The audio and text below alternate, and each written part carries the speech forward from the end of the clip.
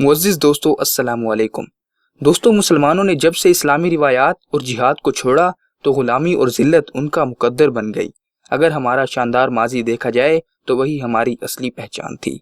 तारीख़ इस्लाम में बहुत से मुजाहिदीन इस्लाम गुज़रे हैं जिन्होंने इस्लाम की सरबुलंदी के लिए अपना सब कुछ कुर्बान कर दिया और अल्लाह के दीन की खातिर कई बार काफिरों से जंग की और अल्लाह के दीन को भी फैलाया।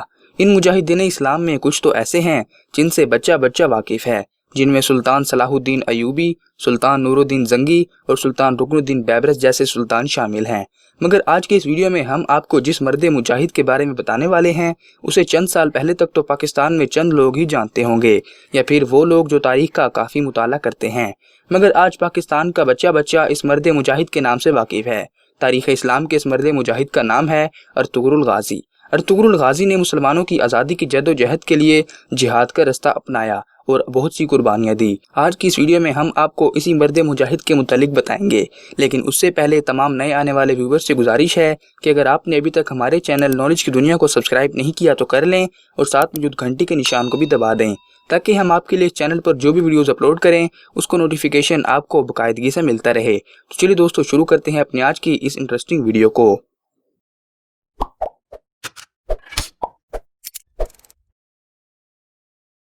दोस्तों, 13वीं सदी ईस्वी का जब आगाज हुआ तो दुनिया में मजमूई तौर पर उम्मत मुस्लिमा एक नाजुक दौर से गुजर रही थी। इसी दौर में दुनिया के नक्शे पर एक नई सल्तनत उभरना शुरू हुई। चंगेज़ खान की क़यादत में मंगोलिया से ताल्लुक़ रखने वाली एक खूंखार फौज ने जब अपनी सल्तनत की तोसी के लिए दूसरे इलाकों पर हमला किया तो एक तरफ मशरिकी यूरोप से बढ़ते हुए वस्ती यूरोप तक पहुंचे तो दूसरी तरफ साइबेरिया, बरसगीर, चीन और फारस तक अपनी ताकत का लोहा मनवाने में जल्द कामयाब हुए। मंगोल फौज ने जुल्म और बेरहमी की जो दास्तानें रकम की वो रहती दुनिया तक अपनी मिसाल आप हैं। मंगोल के मुजालिम के आगे दुनिया की तमाम बड़ी सल्तनतें दम तोड़ रही थी और दूसरी तरफ सल्तनत ख्वारिज़्म ने खरासान, ईरान, शाम और इराक में आले सल्जूक के बेशतर इलाकों को फतह कर लिया था। इस वक्त इनकी कुव्वत अपने अरूज पर थी। चंगेज़ खान के तूफान ने बड़ी होलनाकियों के साथ ख्वारिज़्म सल्तनत का रुख किया और इसे पाश पाश कर डाला। ख्वारिज़्म सल्तनत की तबाही के बाद वहां पर मौजूद तुर्क कबीले किसी महफूज जगह की तलाश में हिजरत करने लगे। इनमें ज़्यादातर कबीले चरवाहे और खाना बदोश थे। जहां सरसब्ज इलाका और पानी नजर आया वहीं खैमा गाड़ कर डेरा डाल लिया। इन तुर्क कबाइल में से बाज ईरान और शाम पहुंचे, जबकि कुछ ने मिस्र की जानिब हिजरत की। इन तुर्क कबीलों में से एक कबीले का नाम काई कबीला था। काई कबीला बाकी कबीलों से कुछ बड़ा और ताकतवर था। ये निहायत ही जंगजू कबीला था और इसके सरदार सुलेमान शाह थे। काई कबीला सुलेमान शाह की क़यादत में अपने वतन खरासान को छोड़कर मुख्तलिफ मुल्कों से घूमता हुआ शाम की तरफ जा रहा था। इसी असना में सरदार सुलेमान शाह दरियाए फरात में डूबकर अपनी जान की बाजी हार गए। सुलेमान शाह के 4 बेटे थे, गुंदोक्तू, संगुर्तकीन, अर्तगल और दुंदार। सुलेमान शाह की वफात के बाद काई कबीला मुंतशिर हो गया। गुंदोक्तू और संगुर्तकीन अपने अहले खाना और बहुत से साथियों के साथ अहलत चले गए और जो लोग बच गए वो अर्तगल गाजी के साथ चल पड़े और उनकी बहादुरी और शुजात की वजह से उन्हें अपने कबीले का सरदार बना लिया। अर्तगल गाजी निहायत ही काबिल, निडर, बहादुर और जंगजू शख्सियत के मालिक थे। आप अपने कबीले का दिफा करना खूब जानते थे।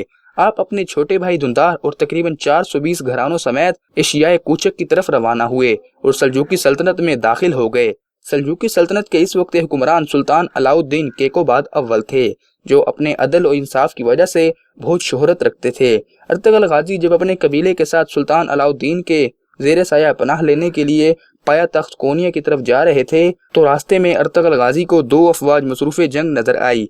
अर्तगल गाजी किसी फरीक से भी वाकिफ ना थे, मगर ये देख कर के इनमें से एक तादाद के लिहाज से कमज़ोर और दूसरा कवि है, अपने सवारों के मुख्तसर से दस्ते के साथ जिनकी मजमूई तादाद सिर्फ 444 थी, कमज़ोर फरीक की हिमायत के लिए बढ़े और अपने इन थोड़े सिपाहियों के साथ मुखालिफ फौज पर अचानक और बहुत तेज हमला कर दिया। मुखालिफ फौज डर गई और समझी कि उनको कहीं से मदद मिल गई है और ये फौज जीते जीते हार मान गई। बाद में मालूम हुआ कि अर्तगल गाजी ने जिस फौज का साथ दिया ये सल्जूकी सुल्तान अलाउद्दीन की फौज थी, जिसे मंगोलों की एक बड़ी फौज ने घेर रखा था।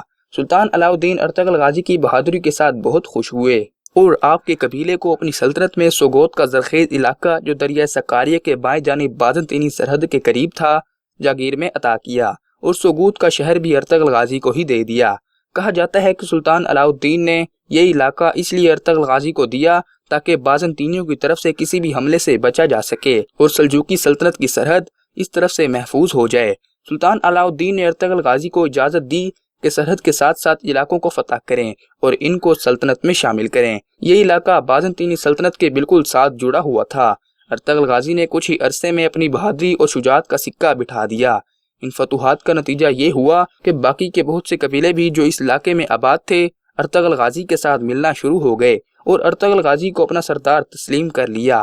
اس طرح ارطغرل غازی کی قوت روز بروز بڑھتی گئی اور ان کا اقتدار ارد گرد کے علاقوں میں قائم ہونے لگا۔ سلطان علاؤالدین کے لیے ایک جاگیردار کا اس طرح قوت و اقتدار حاصل کر لینا تشویش کا باعث ہوتا، لیکن اشیائے کوچک میں دولت سلجوقیہ اندرونی اختلال اور امراء کی بغاوتوں کی وجہ سے زوال کی آخری منزل میں تھی۔ اگرچہ کونیا میں سلاجقہ روم کی قدیم شان و شوکت اب بھی نمایاں تھی، تاہم حکومت کا دائرہ بہت محدود رہ گیا تھا۔ ایک طرف منگولوں نے جنوبی اور مشرقی علاقوں پر قبضہ کر لیا تھا تو دوسری طرف عیسائیوں نے شمال اور مشرق کے قدیم بازنطینی صوبوں کے اکثر حصے واپس لے لیے تھے۔ اس کے علاوہ متعدد سلجوقی سردار نے خود مختار حکومتیں قائم کر لی تھی۔ سرحدی علاقوں میں جنگ کا خطرہ عموماً جاری رہتا تھا اور منگول حملوں کا خطرہ کبھی دور نہیں ہوتا تھا۔ ایسی حالت میں ارطغرل جیسے دلیر سردار اور نائب کی فتوحات سے سلطان علاؤالدین کو بجائے تفتیش کے اطمینان نصیب ہوا اور اس نے ارطغرل غازی کو مزید انعامات عطا کیے۔ چنانچہ جب نبی شہر اور بروسا کے درمیان ایک جنگ میں ارطغرل نے سلطان علاؤالدین کے نائب کی حیثیت سے منگولوں اور بازنطینیوں کی ایک متحدہ فوج کو شکست دی تو سلطان نے اس کے صلے میں اس کے شہر کو بھی ارطغرل کی جاگیر میں دے دیا اور پوری جاگیر کا نام سلطانونوی رکھ دیا۔ نیز ارطغرل غازی کو اپنے سب سے بڑے دستے کا سپہ سالار بھی مقرر کیا۔ اس زرخیز زمینوں میں بہت سی چراگاہوں اور سرسبز علاقوں کے علاوہ بہت سے قلعے بھی تھے، لیکن سلطانونی کے اکثر حصوں پر خود سر امیروں کا قبضہ تھا اور اس جاگیر پر اپنا تسلط قائم کرنے کے لیے ارطغرل اور اس کے بعد اس کے بیٹے عثمان کو مدتوں جنگ کرنی پڑی۔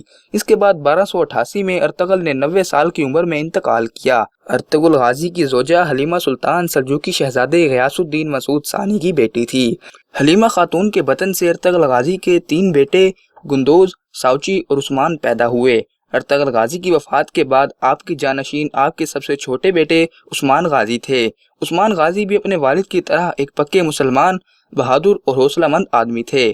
انہوں نے بھی اپنے والد کی طرح فتوحات کا سلسلہ جاری رکھا۔ 1299 میں سلجوقی سلطنت بالکل ختم ہو گئی۔